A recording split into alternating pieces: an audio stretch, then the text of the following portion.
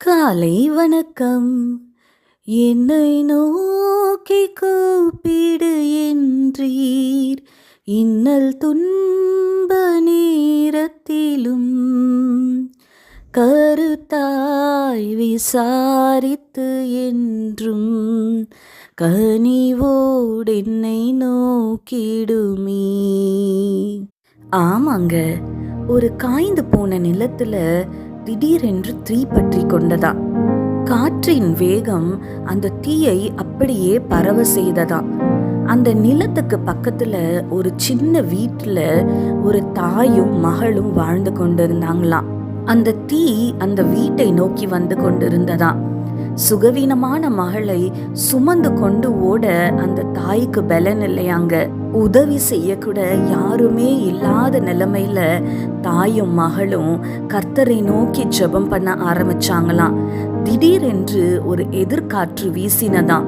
அந்த காற்று இந்த தீயினுடைய திசையை மாற்றினது மாத்திரமல்ல, திடீரென்று பெய்த ஒரு மழை அந்த தீயை அப்படியே அணைத்து போட்டதாங்க.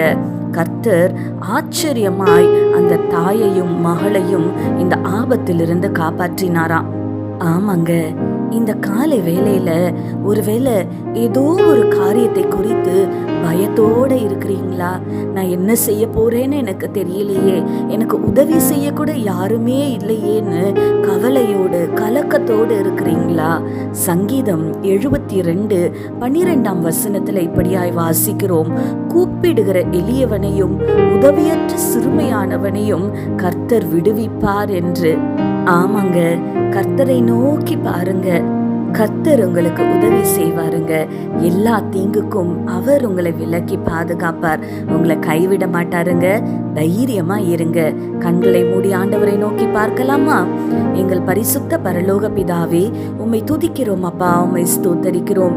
இதோ இந்த காலை வேலையிலுமாய் தகப்பனே அப்பா, ஏதோ ஒரு காரியத்தை குறித்து ஆண்டவரை பயத்தோடு கலக்கத்தோடு என்னாகுமோ ஏதாகுமோ, எனக்கு உதவி செய்ய கூட யாருமே இல்லையே என்று ஆண்டவரை கலங்கி கொண்டிருக்கிற உம்முடைய பிள்ளைகளை கர்த்தர் நீர் கண்ணோக்கி பார்ப்பீராக. ஆண்டவரை, கூப்பிடுகிற எளியவனையும் உதவியற்ற சிறுமையானவனையும் விடுவிக்கிற தேவன் நீர் அப்பா.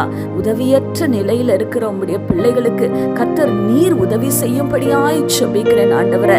இந்த ஆபத்திலிருந்து உம்முடைய பிள்ளைகளை கர்த்தர் நீர் விடுவிக்கும்படியாய் ஜெபிக்கிறேன் ஆண்டவரை. கர்த்தர் நீர் உம்முடைய பிள்ளைகளுடைய வாழ்க்கையில செய்ய போகிற பெரிய காரியங்களுக்காக உம்மை நன்றியோடு கூட துதிக்கிறோம். துதி கன மகிமை யாவும் உமக்கு செலுத்துகிறோம். இயேசு கிறிஸ்துவின் வல்லமையுள்ள நாமத்தினாலே கெஞ்சி மன்றாடுகிறோம் பிதாவே, ஆமேன். இந்த நாள் உங்களுக்கு ஒரு ஆசீர்வாதமான நாளாய் இருப்பதாக. ஆமேன்.